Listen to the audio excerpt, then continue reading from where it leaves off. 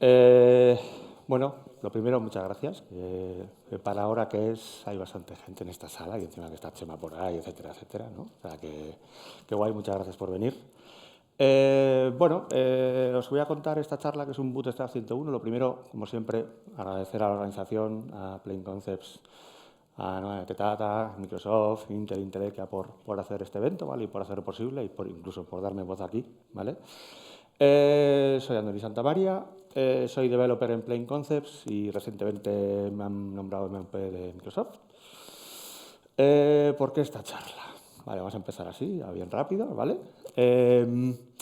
Normalmente en Plain Concepts, al ser una consultoría, pues lo que nos pasa es que entramos en proyectos, ¿no? Y cada proyecto que intentamos hacer de momento son proyectos desde cero. Pero es un poco mentira, porque cada vez que inicias un proyecto siempre dices, vale, y todo esto que he aprendido antes que ya me ha dolido, ¿no? Pues no lo voy a volver a repetir, ¿no? Entonces, no utilizamos templates, ¿vale? ¿Por qué? Básicamente porque están bien como acelerador, pero o antes esto lo hablaba con un compañero, si no hay un owner que lidere esa plantilla va a tender a morir o va a haber opiniones diferentes. ¿Vale? Entonces eso creemos que no tiene sentido. Obviamente necesitamos aprender de los fracasos y los éxitos que en proyectos anteriores o en nuestros trabajos anteriores hemos vivido, ¿no? Y la decisión normalmente es documentar todo lo que puedas para que el siguiente que vea tu libro, ¿no? Pues entienda lo que te ha pasado. Vale. Un buen inicio ahorra meses de refactorización, ¿vale? Yo he oído refactores bastante gordos y duelen. Hay que refactorizar, eso está claro, ¿vale? La vida evoluciona y el software con él, ¿vale? Y entonces eso es necesario, pero bueno, empezar bien ayuda mucho. Vale, y lo que hoy funciona, igual mañana no. Igual Microsoft decide tirar a la basura WinUI y tienes que cambiar, ¿no? Entonces, o sea, lo que montes hoy no significa que vaya a funcionar mañana, ¿vale? Entonces, esto que vais a ver, no sé si habéis estado antes en la de Diego, que era su parte profesional de cómo han llegado hasta Kubernetes, pues esta es una opinión mía y que mucha gente de Plain comparte, ¿eh? En cómo montar un proyecto en .NET. Se puede llevar a otro tipo de lenguajes, ¿vale? Pero en principio, bueno, mi experiencia es más de .NET y lo voy a llevar a .NET, ¿vale? Y esto es por la experiencia, ¿vale? Y no es un dogma, esto es con lo que yo me siento cómodo, ¿vale? Es una manera de empezar como en pie, ¿vale? Entonces, vamos a empezar. Decisiones de arquitectura. Aquí, obviamente, cuando vas a empezar un proyecto, pues también depende mucho, uno, o la empresa, si eres una empresa que tiene una madurez técnica, que tiene un mindset ¿no? de la cultura como calidad, si está pensando en testing, ¿no? O si tiene unos estándares establecidos para crear un proyecto. Luego te puede pasar que es un cliente, por ejemplo, pues que no, que ellos se dedican a hacer otras cosas, no a hacer software. Entonces, es mucho más complicado explicarles cosas. En cambio, si tienes este tipo de empresas, pues es más fácil, ¿vale? Entonces, igual es una decisión de cómo guiar al cliente para que aprenda a hacer cosas. El tipo de equipo, obviamente, la experiencia del equipo, si sabe hacer testing, ¿no? Si crees que tiene una capacidad de evolución, si el proyecto luego lo va a liderar alguien o se lo va a hacer al cliente. Y luego también, obviamente, el tipo de proyecto. Para un MVP así corto, pues yo te diría que no, que esto igual es demasiado, ¿vale? También depende si tenemos DevOps integrado o no, si el equipo sabe DevOps, bueno, una serie de cosas, ¿no? Que te van a llevar a tomar decisiones. Entonces, y esas decisiones que vas a tomar cuando tú vas a arquitecturizar tu proyecto, para mí un punto clave ahora mismo es documentar el porqué. El qué lo tienes en el código, ya estás documentando. ¿Vale? Entonces, cada decisión que se tome, pues es bueno, pues yo qué sé, pues no usar microservicios. Pues vale, se ha tomado una decisión y está escrita dentro del repo. Es bueno. ¿Vale? ¿Por qué? Porque dentro de poco lo puedes volver a evaluar. Entonces, documentación como código. No sé si sabéis, pero bueno, hay unos ADRs, ¿no? unas decisiones de arquitectura y hay unas tools que nos permiten versionar junto con el código las decisiones de arquitectura que hemos tomado. Hay herramientas como ADR Tools, ADR Log, bla, bla, bla, ¿vale? Esto, Bueno, ahora me ha dado por ser, no sé, me ha dado por ponerme un Mac. Estas slides están hechas en vez de en PPT, ahora me ha dado por hacerlas con SlideDev, que es, luego si queréis os cuento qué es. Entonces, bueno, sin más, ahí está cómo se instala el ADR Tools en Mac, ¿vale? Y cómo harías un nuevo ADR, ¿vale? El resultado de esto, por ejemplo, es esto, ¿vale? No deja de ser un Markdown documentado de, oye, mira, pues cogemos una plantilla y estas decisiones que se vayan tomando con el proyecto, vamos evolucionando, ¿vale? De tal forma que si alguien llega a un proyecto, pues obviamente ese ejemplo, ¿vale?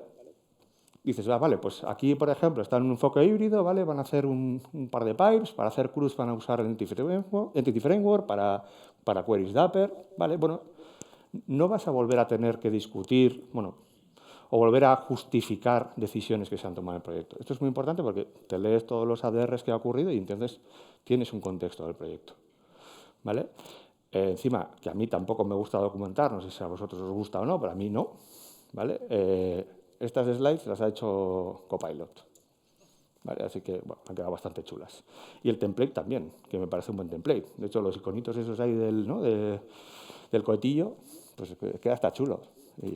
Y ya te digo que yo no lo he hecho, ¿eh? Entonces, tomando eso como base, ¿vale? La parte de documentación, hay unos must que para mí un setup inicial de un proyecto en .NET deben tener, ¿vale? Primero, esto para mí, en un proyecto que tú entres y hagas .NET Run y todo funcione, es un must, ¿vale? No tengo por qué leerme un readme del demonio, empezar, no, es que ahora le tengo que enseñar a ver cómo se te monta no sé qué, un Docker Compose para arriba, otra cosa para abajo, instálate esto. No, no puede ser, ¿vale? Otra cosa del principio que tiene que tener un proyecto son solids, ¿vale? Reglas keys, ¿vale? Sin sobreingeniería, y quizás este proyecto tenga algo de sobreingeniería para un MVP, con lo cual no lo recomendaría, ¿vale? Y Yarny, ¿vale? Se supone que igual hay cosas que no las vas a necesitar. O sea, todo lo que pienses que, no, porque igual el cliente me pide, no, déjate de leches y céntrate en lo que te han pedido. Entonces, no sé si habéis estado en la charla de Glenn de Aspire. Yo también he hecho ya alguna charla de Aspire. Aquí, en lo que os quiero contar hoy, me quiero centrar más en la parte igual de desarrollo, pura y dura local, ¿vale? No tanto en lo que están haciendo ahora, que también ha comentado la parte de las previews, ¿no? de cómo se despliega en un app service o en un Kubernetes. Eso, de momento, creo que está empezando a traccionar y creo que Microsoft va en la buena línea para que eso empiece a funcionar, pero todavía creo que le falta un poco. Entonces, tampoco hay que ir, ¿no? Que eso nos duela. Existe Terraform, existe Pulumi, existe Bicep, ARM, que lo siga usando. Y bueno, pues para eso están, ¿no? Entonces, para mí Aspire te da un dashboard out of the box con telemetría para ver cómo se levanta tu aplicación y encima te lo orquesta. Por si acaso alguien no sabía lo que era, básicamente es un orquestador. De momento vamos a pensar que es el local, ¿vale? En la cual voy a elegir que me levante una base de datos, un sistema de colas, lo que quiera, ¿vale? Lo va a orquestar él y yo solamente tengo que... mi objetivo es .NET Run de ese proyecto de Aspire Host y ya está, ¿vale? Ese es el objetivo. Tenéis un .NET New Aspire de Web API y listo, y esto funciona muy bien, ¿vale? Entonces, lo que estaba contando también, Aspire te da otras cosas como telemetría. Te crea un service defaults, ¿vale? Un proyectito service defaults y ya te da telemetría. Básicamente son logs, trazas simétricas, ¿vale? Está pensado para esa parte ya con los paquetes necesarios para usar OpenTelemetry y tiene una parte incluso comentada con un export, ¿vale? A un Application Insights en Azure. A día de hoy, para mí, OpenTelemetry es un estándar de facto para la telemetría, que es totalmente necesario en un proyecto de estos. Y encima no tienes un vendor locking. Todos los vendors están adoptando OpenTelemetry como estándar de facto para la telemetría, con lo cual, si te vas a App Insights usas otra cosa, lo más normal es que expongan una API para consumir OpenTelemetry. Y son esas líneas que veis, ¿vale? Falta una más del tracing, pero básicamente es eso. Aparte de eso, antes de entrar en el Global JSON, aparte de eso también Aspire te da otra cosa, que es el Service Discovery, también te lo pone por defecto, ¿vale? Es decir, que para tener que saberte URLs de otros servicios que juegues con ellos, también te pone un paquetito, ¿vale? Que es el Service Discovery, que también puedes utilizar, ¿vale? Incluso ahora le han metido GitHub, ¿vale? Para que encima ya no te preocupes por las trazas, que ya te las busca GitHub por ti, ¿vale? Que eso también está bien. Y un grafo un poco fancy ahí de cómo queda tu aplicación. Vale. Raíz del proyecto. Vamos a empezar por ahí. Global JSON. Para marcar la SDK, ¿no? Yo lo que quiero hacer es, aquí por ejemplo, estoy marcando la versión 9.0100, que es la que tiene que usar todo desarrollador que vaya a coger este proyecto. Bueno, aunque pueda hacer un roll forward con la testpatch, ¿vale? Entonces se define la SDK que vamos a usar, te evita el clásico problema ese, no, es en mi máquina esto funciona ya, en la mía no, que me he subido de versión y esto está deprecado, ¿vale? También la parte del roll forward que os he comentado para ver hasta dónde quieres adoptar el latest ¿vale? Y luego también en una parte de CICD, cuando nosotros usamos estos, normalmente usamos el Global JSON como animal de compañía, ¿vale? Una task en Azure DevOps, por ejemplo, para adoptar ese Global JSON y que instale el SDK que le dé al Global JSON, con lo cual estás haciendo lo mismo que haces en desarrollo local. Otra, Directory Build Props. Todos los proyectos, todas las propiedades comunes en todos los proyectos, eliminas todas y te quedas con una sola. Migrar de .NET 8 a .NET 9 debería ser, aparte obviamente de los problemas que puedes tener de incompatibilidades de breaking changes, pero poner en vez de ahí pone 9, antes pone 8. Ya está, ya has terminado. Tratar warnings como errores, por favor, eso es muy importante porque cuando hablas de un warning, probablemente dentro de poco igual luego es un error, ¿vale? Es decir, evitar todas esas cosas y tratar todas esas cosas así. Aquí, bueno, y si quieres habilitar notables o no, para mí también tiene sentido. ¿Vale? Luego, aparte de LinkedIn, ¿vale? Voy un poco rápido porque tengo bastantes cosas que enseñaros y luego a ver si me da tiempo a enseñar un proyecto que he hecho con esto, ¿vale?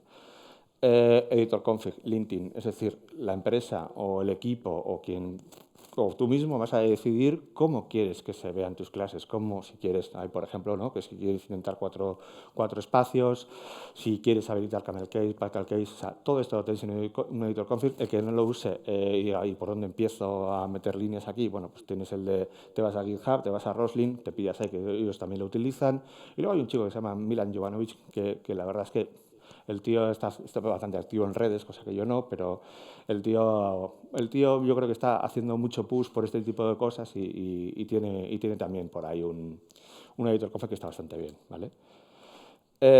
Y luego una parte importante también, aparte de ese directory props, el global JSON y el editor config, tenemos el directory package props. Es decir, que cada CSProj que tengas no autodecida su librería, sino es mejor coger. Esto, por ejemplo, es un sistema centralizado de la parte de las dependencias de tu proyecto. Está en la raíz y los proyectos lo usan de otra manera, ¿vale? Aquí, por ejemplo, podéis ver que tenemos activada la propiedad que se maneja los paquetes de manera centralizada, ¿vale? Aquí, por ejemplo, he puesto que Aspire Version usa la 930 y aquí, justo en esa línea, me he equivocado y he puesto la línea de abajo, perdón. Me quería referir, perdón, a ver, justo donde pone, a ver si esto me funciona, aquí. Sí, tengo aquí. Vale, esto que pone Aspire Version, ¿vale? Se refería a esto para que veáis que incluso podéis usar variables dentro de esto, ¿vale? Y incluso si quieres que todos tus proyectos usen un paquete, tienes el Global Package Reference y eso ya lo usan todos los CSProj hacia abajo. Aquí, por ejemplo, estoy usando Sonar Analyzer, ¿vale? Para la parte de que puedes llegar a decir que con un analizador de código estático como Sonar lo instalas como paquete y te va a dar más cosas todavía que el editor config y el propio LinkedIn, ¿vale? O el tratar cosas como errores. Eso ya, decisión de cada empresa, de si quiere usar esa parte del analizador de código estático, que me parece buena práctica, ¿vale?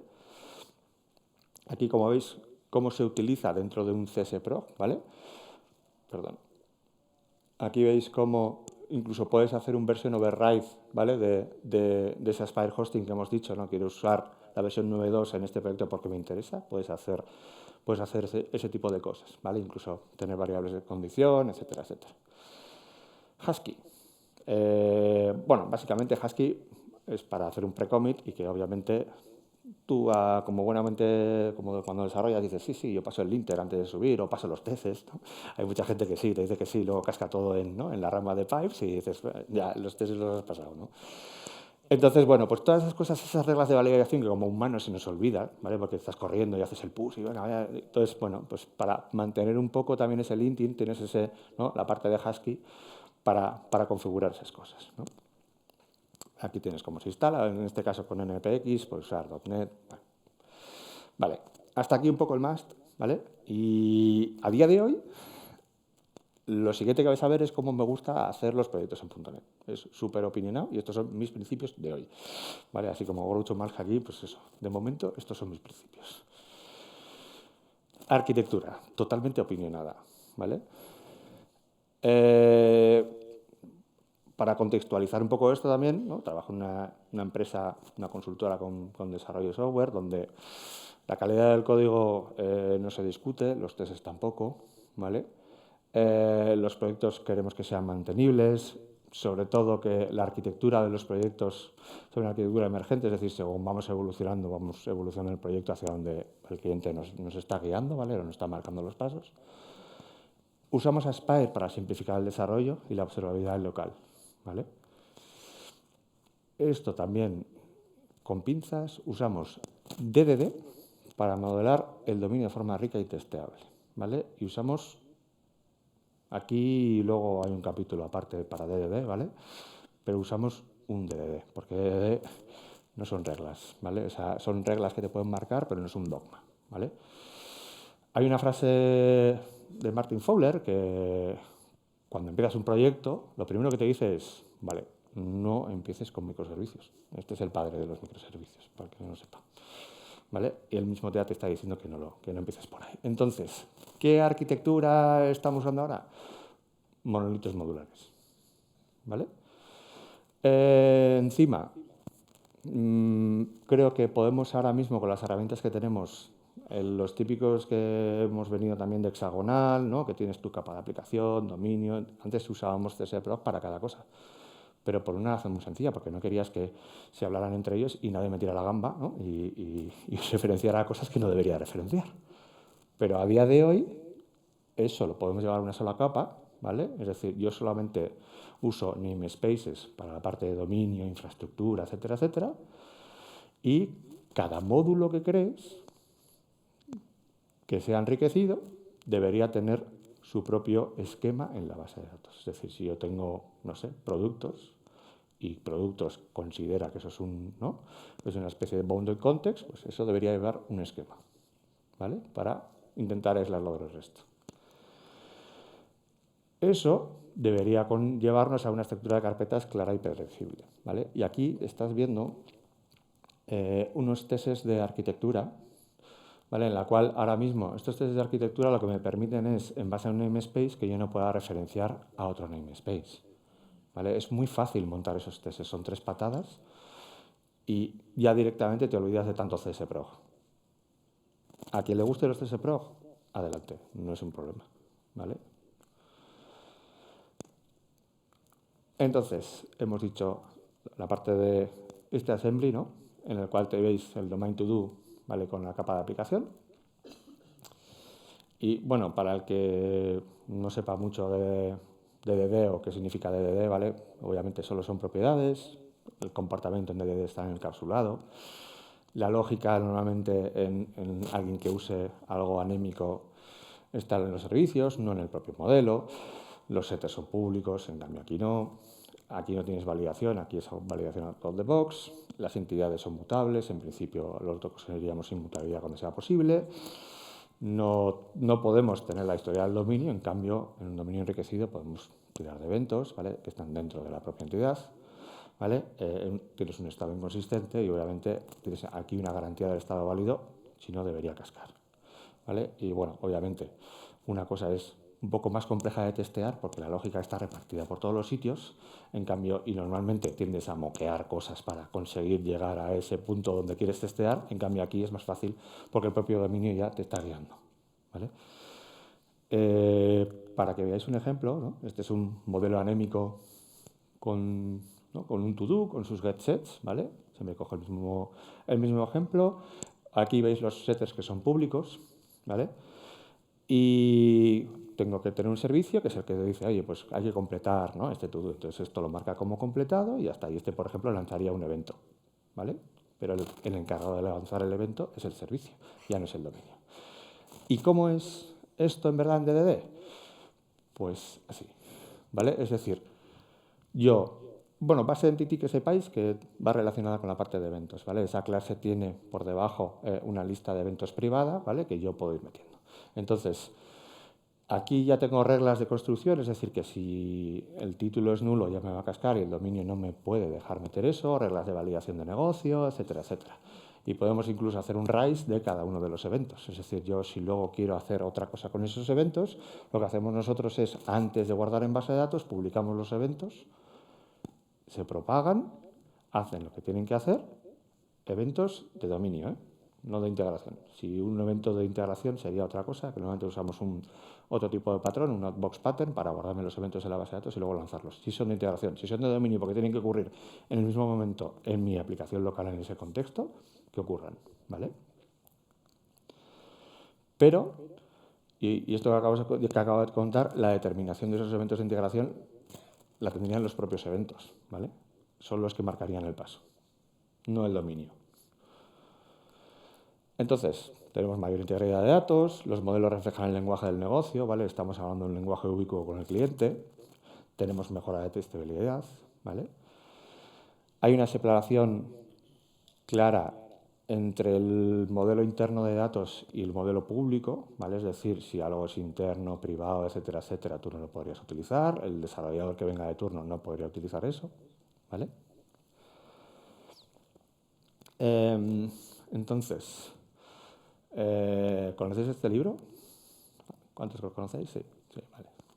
Y la versión edulcorada ¿no? de Distiller entiendo que también, ¿no? El de Von Verno, que es un poco más fácil de tragar, porque este es densito.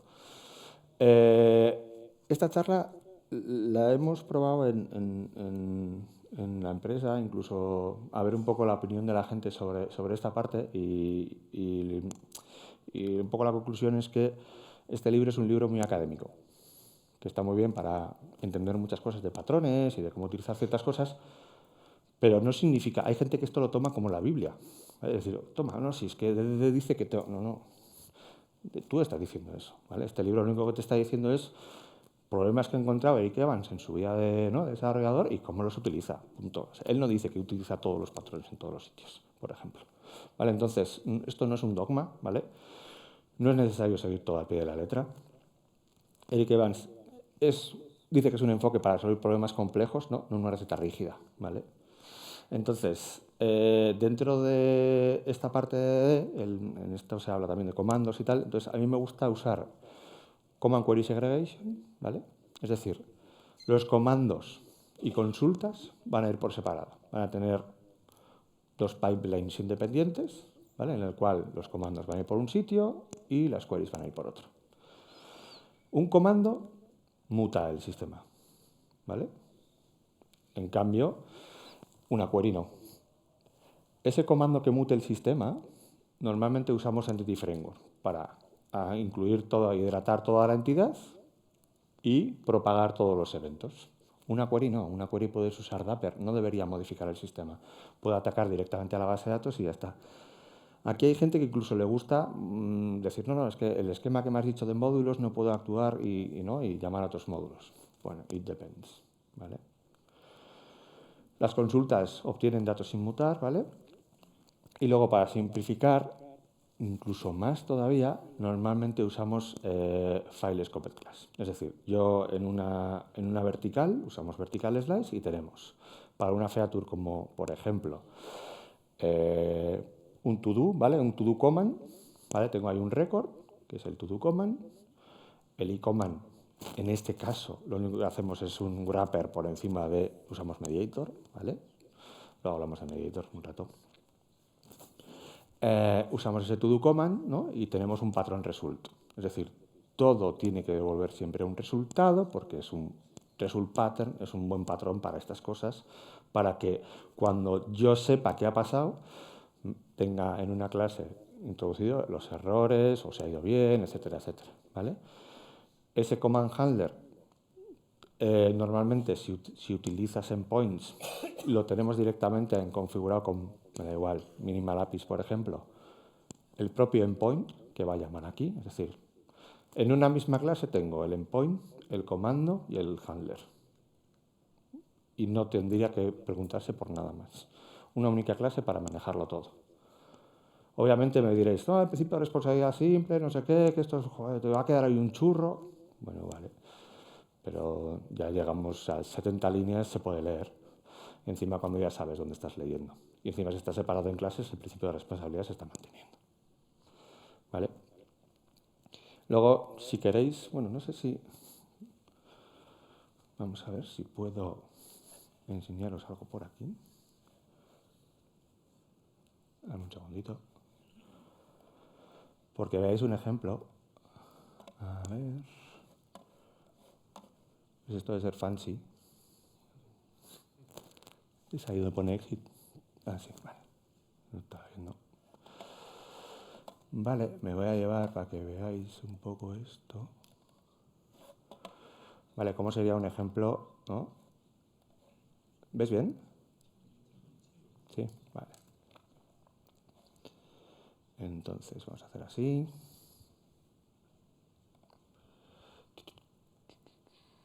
Uy, se ha abierto otro proyecto.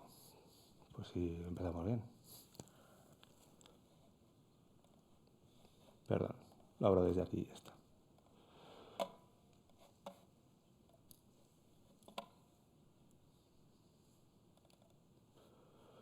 Vale. Lo que me va a costar es mirar. Bueno, mira, mejor me doy la vuelta. Vale, como veis, bueno, este proyecto lo pondré en GitHub, ¿vale? Y dentro de este módulo todos, si yo me voy aquí, como veis tengo command 7 y queries, y aquí, por ejemplo, un complete to do, esto es un ejemplo, ¿vale? De lo que estaba diciendo antes, ¿vale? Tengo un feature module, añado rutas, tengo un comando, tengo un command handler, ¿vale? Y esto es lo único que necesito en una vertical para completar un to-do. Obviamente tiene que haber una capa de dominio, que eso estará en otro sitio, ¿vale?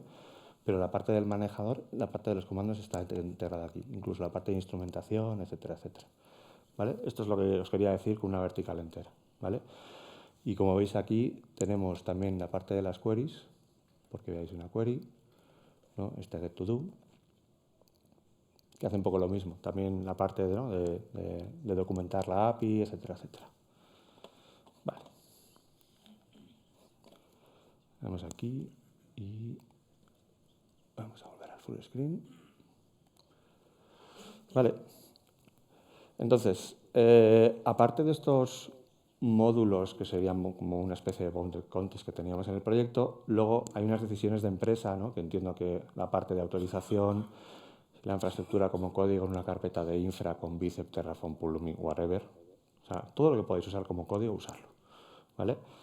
La parte de auditoría, ¿vale? Y aquí, por ejemplo, esto es un ejemplo de un App Service Plan, ¿vale? Otra parte que tenemos en Plain Concepts bastante arraigada es el testing como cultura, ¿vale? Y entonces yo voy a poner un ejemplo de qué tests usamos nosotros, por lo cual creemos que es un punto de verdad importante para que estemos seguros cuando vamos a producción, ¿vale? Usamos XUnit normalmente y hacemos testes unitarios de toda la capa de dominio, solo de la capa de dominio, ¿vale? Y hay un patrón que solemos utilizar que es un build pattern. Luego entro un poco en detalle y os enseño un to-do builder, por ejemplo, ¿vale? Luego, lo que llamamos testes funcionales, web Application Factory, más ese build pattern que teníamos antes, más test containers, más respawn. Voy poco a poco. Web Application Factory. Esto, en mi mismo programa del host de la API que esté levantando antes, que habéis visto, esto me va a levantar un host en modo test, entonces yo puedo levantar en un estado inicial mi API, pasar los tests que quiera contra esa API, la API pública, ¿vale? Y volver a tirar abajo. En ese ciclo de vida, cuando estoy levantando la API, usamos test containers, ¿vale? Es decir, si yo tengo un Postgre como animal de compañía dentro de mi Aspire, pues aquí tendré un test container a día de hoy con Postgre. Aspire todavía no nos permite inyectar un código diferente cuando estás levantando, como en la parte del configure service de los tests, para, por ejemplo, cambiar el método de autenticación. ¿Vale? Eso puede ser un problema a la hora de los tests y por eso lo usamos así. En el momento que Aspire nos deje, igual podríamos lanzar directamente tests contra la API usando Aspire. Que eso estaría bastante bien, pero a día de hoy usamos test containers. Esos test containers es una línea, es un paquete que integras. En el initialize de la aplicación te va a levantar un Postgre. Ahí con ese Postgre puedes pasarle lo que quieras. Por ejemplo, les pasaría la parte de las migraciones que tenga que tener esa base de datos, si lo tienes que hacer un seed, ¿vale? Preparar la base de datos para los tests y luego correrlos cada uno. El cada uno, y por eso usamos el otro palabra que he puesto ahí, que se llama respawn, este es un paquete que Jimmy Bogart de momento creo que no ha dicho. De momento creo que ha dicho que este no entra en ese periodo comercial, ¿vale? Pero bueno, a ver, está muy bien el paquetito, pero lo único que hace es, para que entendáis que es el que no lo sepa, es te lee el árbol de dependencias de tu grafo de la base de datos y hace un truncate ordenado, ¿vale? Para poder limpiar la base de datos y dejártela limpia. Hasta ahí creo que un truncate en SQL ya podríamos organizar nosotros. Creo que está muy bien el paquete, pero bueno, que tampoco hace magia, ¿vale? Entonces, para los tests públicos de la API, estos tests funcionales. Y para conseguir el estado que estás necesitando testear en un corner case, build pattern, al principio. Por ejemplo, una order que esté enviada, pero que tenga que ir a Madrid, que no sé qué, pues obviamente esto hay que hacerlo para que en cada uno de los tests se pueda contemplar, ¿vale? Que me acabo de ir un poco doble. Luego, tests de arquitectura, como hemos dicho antes, ¿vale? Y últimamente estamos usando E2E con Playwright. Y para levantar ese E2E usamos Aspire. Dentro de ese Aspire tiene un sabor, que es un Distributed Application Test no sé qué, ¿no? Que tú puedes coger y decirle, oye, esto que estás haciendo un Donde Run, pues voy a aprovecharlo y lo voy a usar en modo testing. Le pones un flag y dices, vale, ya tengo todo el entorno levantado. Puedes decir que en este modo testing encima le voy a meter un seed de datos y voy a hacer, por ejemplo, en un caso, hace poco hemos llegado a hacer un manual de usuario haciendo tests con Aspire. Cada vez que hacías clic, iba guardando un screenshot de dónde estaba haciendo clic, le estaba poniendo un bordecito amarillo para generar un manual del usuario de, oye, ¿cómo se crea este tipo de pedido? Eso te lo generaba en un Markdown y el Markdown a PDF y acabó. Encima nos ha servido para ver que efectivamente teníamos tests end-to-end de esos pedidos. Intentamos no usar. Yo creo que en este proyecto de ejemplo no tengo ningún mock. El único mock que estamos usando a día de hoy en estos casos es un wire mock que lo que te hace es testear una API de terceros, ¿vale? Es decir, te levanta un test server, vamos a decirlo así, o un host en el cual cada vez que le llega una petición controlada por ti, te devuelve lo que tú quieras. Es decir, una llamada a una API te va a devolver eso. No estoy moqueando nada, lo que estoy moqueando es una respuesta de un cliente de terceros que yo no controlo, ¿vale? Para que entendáis un poco la diferencia. Y WireMock también está integrado ya con Aspire, ¿vale? O sea, es decir, tú puedes coger y en Aspire levantarte todas las APIs de terceros que necesites. Ejemplo de un build pattern, ¿vale? En principio es una clase, un to-do builder, ¿vale? Que lo que estoy haciendo es un default to-do. Y aquí es muy fácil coger to-do builder with title, ¿no? Y al final hace vir. Es una cadena de chaining normal que este patrón en middleware en Netcore es, ¿no? Como estamos utilizando normalmente, ¿no? En la parte de cuando estamos preparando las dependencias, este patrón es muy habitual, ¿vale? Es un poco ese patrón. Entonces, cuando yo tengo ya un to-do builder para usarlo en mis tests, ¿vale? Incluso podríamos hacer, oye, quiero usar este builder, pero con esta otra casuística. Y podrías tener una clase estática con builders generados, que lo único que haces es un bat, ¿no? Quiero una orden, ¿vale? Y lo quiero una orden enviada, quiero una orden no sé qué, pero ese pero lo puedes configurar así, ¿vale? Entonces, como me queda aquí este to-do, por ejemplo, este my to-do, ¿vale? Este es, ¿no? Pues with title y marcado como completo, y este en cambio es my to-do title, que es como un bat, que estaría marcado como completo, ¿vale? Por ejemplo. Y así es muy fácil en un test hacer ese var to do 2, meterlo en la base de datos y testearlo. Vale, estructura. ¿No? Se metió una chapa del demonio ahora con un montón de cosas, ¿no? Y aquí vamos a hacer un poco de recap. Como veis, tenemos la parte de directory build props, ¿vale? Una carpeta de infra como código, ¿vale? Aquí se me ha olvidado meter la de Husky. Eso debería estar, pero bueno. Luego, los docs con los ADRs que os he dicho. O sea, todo lo que podáis meter como código lo metéis. Y luego tenemos una carpeta source con API que expones, el host de Arpair, service defaults, que esto es todo lo que deberían usar todas tus APIs, y un building blocks, componentes compartidos entre los módulos. Una carpeta de módulos y aquí en principio pues los tests de aquí un módulo de to-dos con una parte de lo que sería la aplicación pura y dura con el dominio, etcétera, etcétera, que os voy a enseñar, y una parte de tests unitarios de esos to-dos. Y luego estos 4 tipos de tests que son transversales a todos, ¿vale?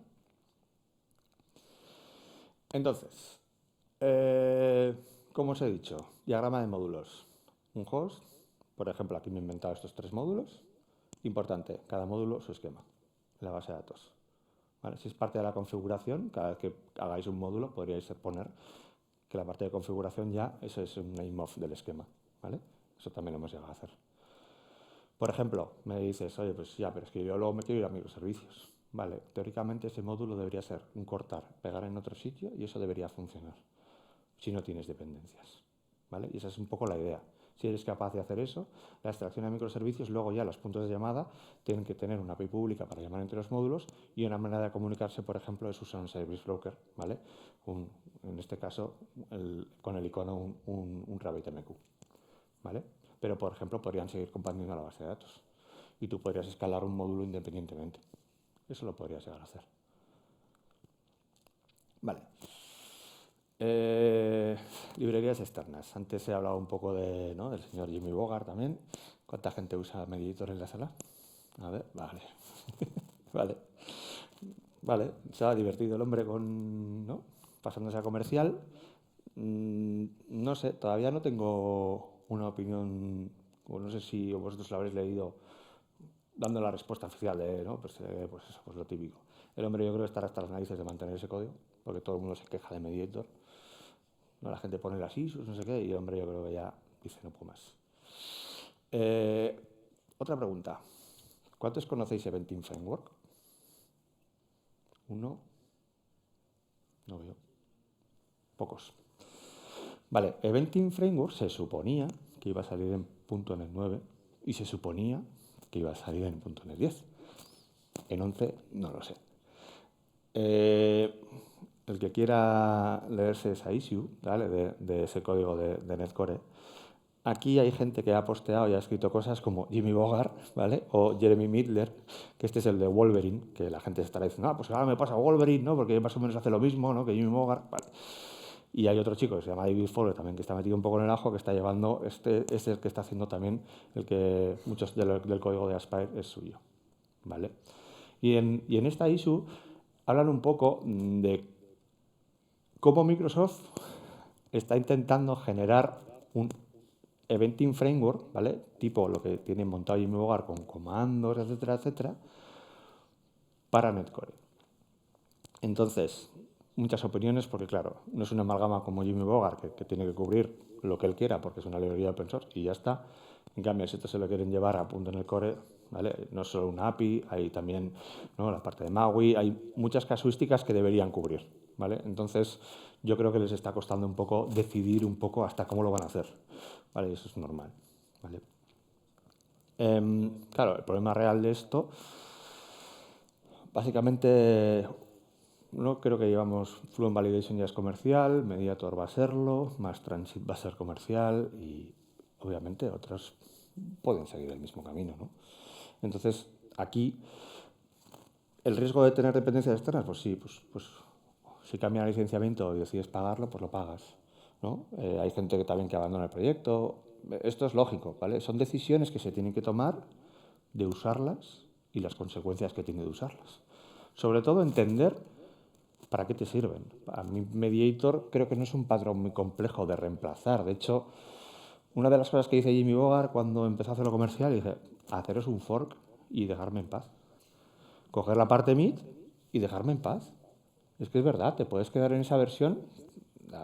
O sea, el número de commits en Mediator últimamente es mínimo, no hay commits. ¿Vale? Otra cosa es que haya gente, que luego hablaremos un poco de, que se ha vuelto un poco loca, ¿no? Y entonces a todos los canales, no, créate tu propio Mediator, no sé qué. Y dices, hazte un fork, que son 10 años de bugs. El tío lo tiene el código pulido, puedes hacerlo. Entonces, lo dicho, fork del proyecto. Hay gente que, por ejemplo, en la parte de Elasticsearch, ¿no? Que cuando ahora es comercial, pues hay un ejemplo que es OpenSearch, ¿no? Hicieron un fork de la parte mid y lo están evolucionando. Vale, es posible. Librerías alternativas, ¿no? Todo el mundo ha dicho, ¡guau, Mediator! ¿Ahora qué hacemos? Pues hay otro que también se llama Mediator, con la A, ¿vale? Que usa Sort Generation. He visto comparativas un poco de, ¿no? de cómo va y es teóricamente va mejor porque encima usa generación de código. A mí me parece también un buen approach, usar generación de código en mi propio template para que me autocree los comandos y los command handlers. Porque al final lo que quieres es que, dado un comando, que sepa inyectarlo. Pero si ya lo sabes, puedes hacer un sort generator para que sea una colección y que te lo tire directamente. Lo que pasa es que Mediator nos da más de cosas, como la parte de los pipelines y la parte de los eventos. O sea que cubre muchas más cosas de lo que parece. Otra, Fast Endpoints. Directamente lo que os he enseñado un poco de la estructura del endpoint. Es un patrón que es bastante, ¿no? Request response pattern, ¿vale? Tengo una request, tengo una response. Fast Endpoints va muy bien, ¿vale? Y si solamente sabes que ese comando lo vas a usar de manera que lo vas a exponer públicamente en una API, lo podrías utilizar. A mí me gusta más la parte del comando porque me da la flexibilidad de, por ejemplo, usar con Quartz o con Handfire, ¿vale? Coger esos comandos y lanzarlos cuando quiera. ¿Vale? En cambio, Fast Endpoints, pues, como concepto no, aunque lo puedes usar.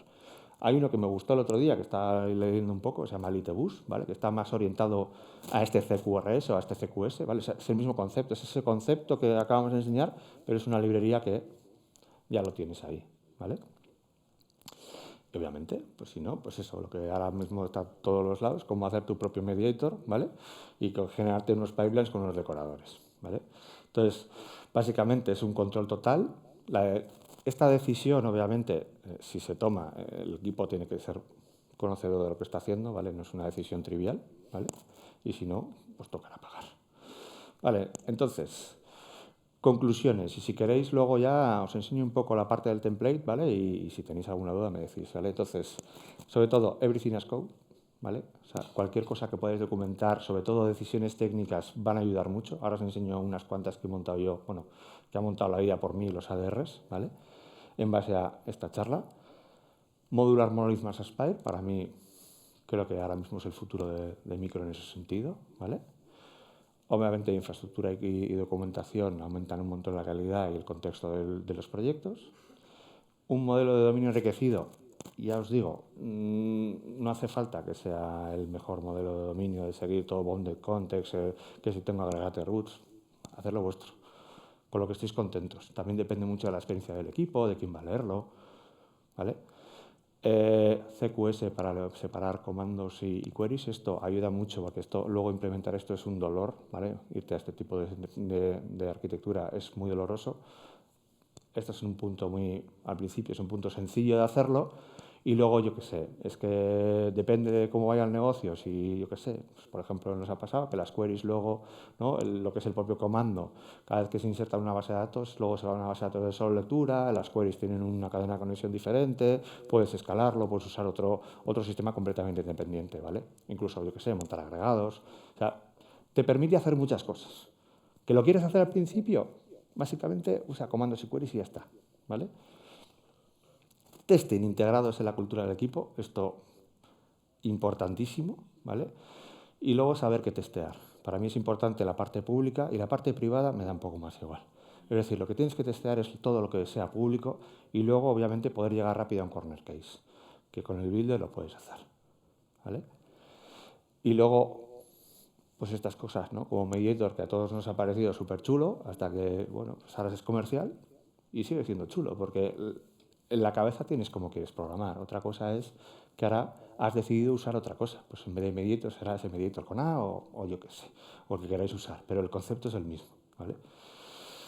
Así que, si tenéis preguntas, hacemos así, y si no, os enseño un poco de ese código y si tenéis alguna duda, me digáis un poco por dónde podemos ir, ¿vale? Porque he terminado un poquito antes de lo que esperaba, 4 minutos.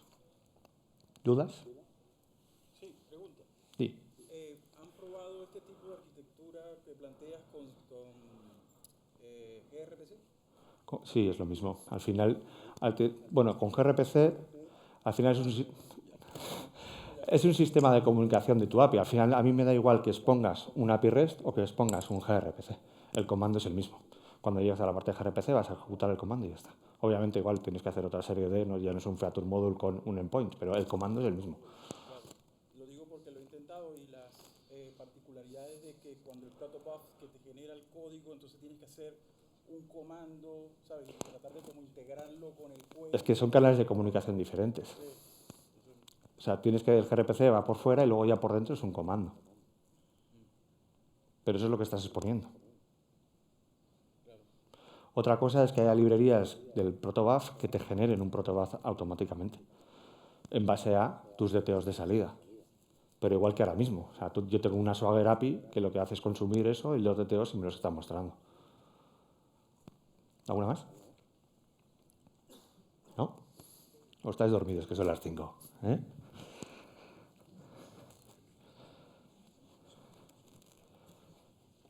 A ver. Vamos a ver. Que me quedan 3 minutos. Vale. Voy a dar la vuelta. Perdón, ¿eh? A ver. Mira, pues por ejemplo. Igual puedo duplicarme la pantalla. Igual así no me dejo el cuello aquí, ¿no? Dame un segundo. Es lo que os decía yo, que no sé ni cómo hacer eso. Screen mirroring.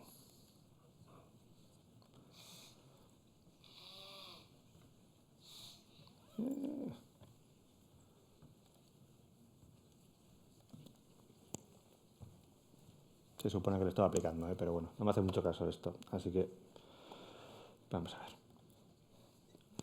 Sobre todo quería enseñaros, creo que es interesante, de las partes más interesantes que tengo aquí, el repo, por cierto, lo haré público. Todavía no está público, ¿vale? Pero lo haré público. En la parte de testing, en esos testes funcionales, en la carpeta SeedWork, tenéis aparte del builder ahí, ¿vale? Esto es lo que os decía de los test containers, ¿vale? Y el respawn, ¿vale? Es tan sencillo como usar contenedores así, ¿vale? Aquí tengo un Redis, un Postgre, ¿vale? Aquí incluso un contenedor de Docker lo he usado para usar un maildev, ¿vale? Aquí cambio las connection strings dentro de mi aplicación, los arranco, ¿vale? Paso las migraciones con respawn y luego disposeo todo, ¿vale? Y en cada vez que un test se llama, en un collection fixture pasa por este reset, ¿vale? Los podréis probar tranquilamente. Luego, bueno, aquí tengo aparte del DB context. Y otro tipo de test, ¿vale? Para que veáis cómo se levanta, cómo queda esto con Aspire. Es un poco parecido, pero hay que utilizar esta librería, ¿vale? O sea, sí, si puedo, sí. Pensaba que ibais a ver bien. No me hace caso. Bueno, es que es el zoom de... Bueno, lo siento. Se me ha quedado tonto esto. Igual si lo abro... Espera, un segundo, voy a abrirlo con... Aquí lo vais a ver mejor. Bueno, además somos los últimos, o sea que... Aquí podemos estar hasta cuando queráis, ¿eh? Lo único que sí, hay cerveza fuera ahora, creo. Así veis mejor, ¿no? ¿O lo queréis que le cambie el color? Aquí veis, ¿vale? La parte del startup, ¿veis ese distributed application, ¿vale? Y aquí, como estamos esperando a que los contenedores se levanten, estamos diciendo que los contenedores sean por sesión, ¿vale? Cualquier contenedor que tengamos. Y encima le estamos diciendo que estamos en un entorno end-to-end, ¿vale? Es decir, que puedes preparar un poco cómo se va a levantar Aspire, Y luego otra cosa que os puedo enseñar también, por si no habéis visto que esto sí que es un .NET, ¿no? Que yo cojo lo que os he metido la chapa antes de, oye, que esto solo debería ser un .NET Run. Aquí ahora mismo va a conectarse y esto me debería levantar únicamente el host, yo no debería haber hecho nada y esto va a levantar un montón de cosas, que si queréis ya lo probaréis, que es un ejemplo de un to-do donde exponemos en esa API pues, los to-dos, hacemos algún evento, cuando se completa un to-do manda un email, ¿vale? Y también hasta moqueamos esa parte del envío de mails con un SMTP client, ¿vale? Pero obviamente, o sea, no hay ningún mock, es todo moqueando a partir de contenedores, no a partir de mi capa de aplicación, ¿vale? Bueno, creo que lo que no tengo es internet, ¿no? Antes les he dicho a estos hombres que no iba a usar internet y claro. Ah, vale, no, es que se me ha parado el... Tengo parado el Docker Engine, perdón. ¿Por qué?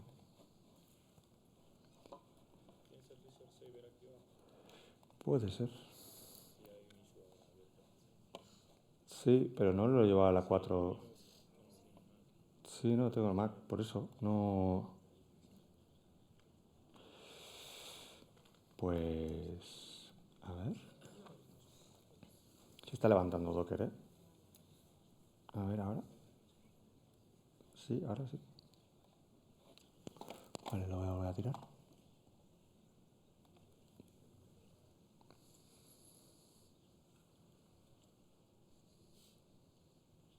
Ahora sí.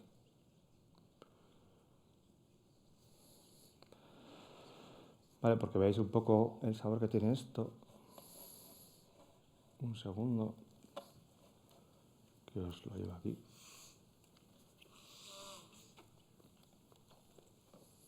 ¿Vale? Para que veáis un poco el poder de ese .NET Run, ¿no? Tenemos una caché con Cache Insights, que es encima para ver cómo está el estado de tu caché. Es una página web que te exponen ellos directamente.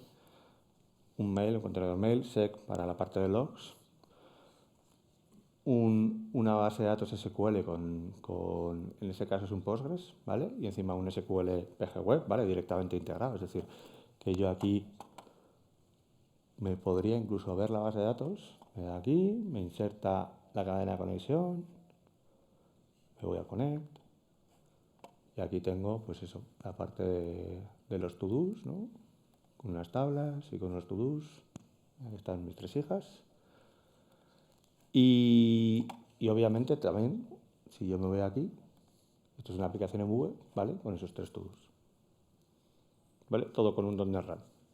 ¿Vale? Creo que es importante porque podéis ver, esto más o menos me parece un proyecto más o menos prototípico de algo que estéis utilizando, ¿no? Un mail, una base de datos, ¿no? Este tipo de cosas. Y luego ese SQL Service que lo puedes lanzar cuando quieras para hacer las migraciones. Y en base a tu entorno podrías controlar hasta las migraciones. Yo incluso podría pararlo, volverle a dar y volvería a ejecutar las migraciones.